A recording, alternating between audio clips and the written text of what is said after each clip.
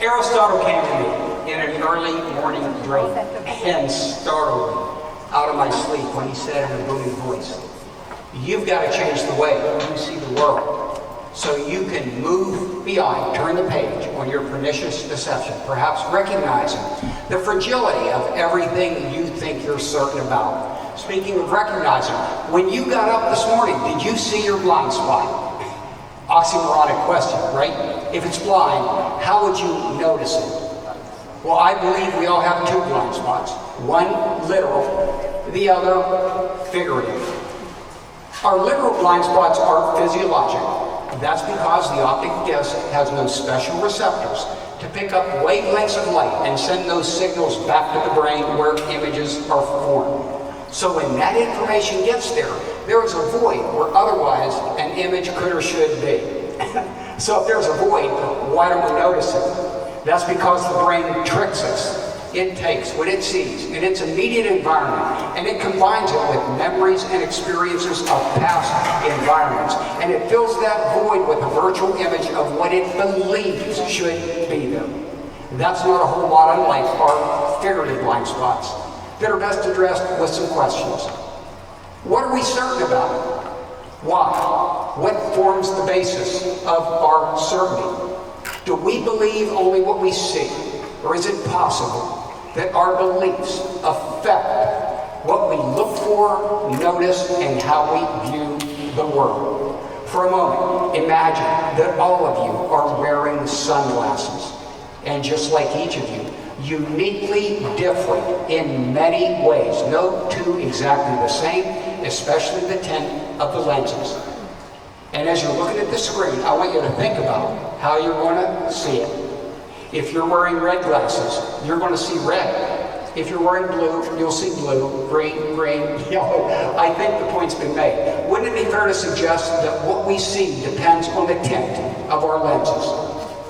And wouldn't it also be a reasonable consideration that based on our upbringing, our experience, our conditioning, our exposure, our interest, we all have a different tint of lenses through which we view the world, which could explain how we can all look at exactly the same thing and perceive it or interpret it entirely differently. For a moment, take a look at this image, and I want you to raise your hands if you see a couple in a warm, erotic embrace. I thought so. All right, now raise your hands if you see the dolphins. Good for you. I didn't think there'd be many, but they're under the arms and under the hands.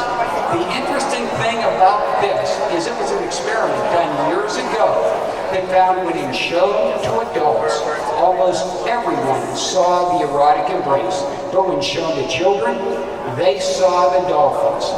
It's just a glaring example of how our conditioning can affect our perception. We all like our facts, don't we? We're told to follow them, to trust them, to believe them. And we're often admonished, if not criticized, when we choose to differ with them. But let's look at some facts in the past and ask ourselves if the facts of today are any less susceptible to potential flaws. Back in the early 1900s, cocaine was used as a remedy for dental pain.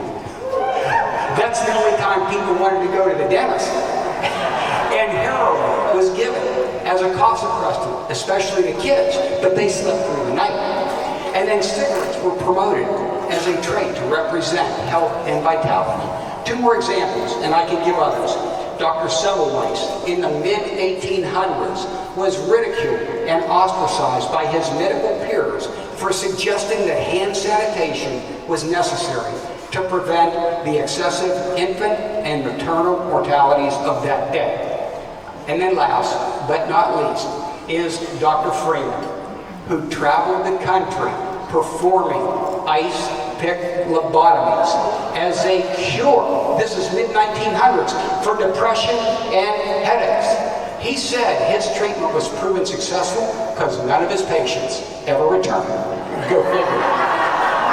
Most of us are likely similar in our desire for the truth, but I've begun to wonder, is it truth we want or truth that we want it to be the way we want it to be, that fits our beliefs? Is it possible that one person's truth could be different than another and have equal, if not more, validity. And the truth about truth was perhaps best articulated by this 13th century sage who said, "The truth is a mirror fallen from the hand of God. Everyone picks up but a fragment, feeling that their fragment represents the whole truth." And then one step further was Sir Francis Bacon, who realized how our biases and our beliefs can affect what we look for and what we see, when he said, "The human understanding, when it has once adopted an opinion, draws all things else to support and agree with it."